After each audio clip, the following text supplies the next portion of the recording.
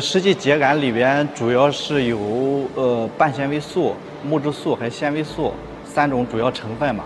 然后把这3种元素进行利用的话，可以生产不同的很多就是系列产品，像替代石油和煤炭的系列产品，绿色甲醇、纤维素乙醇，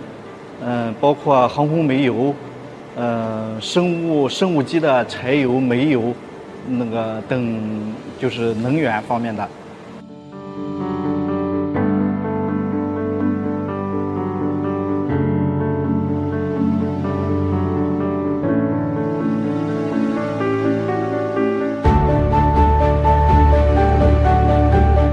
目前我们出口的产品以这种粉旋树脂、铸造材料、铸造树脂为主，主要出口的国家是以东南亚、欧美为主。最近大约7、8年之内，我们海外的业务还是能实现稳步持续的增长，每一年增长的速度大约是在20%以上。去年增长最多大约去年增长30%多。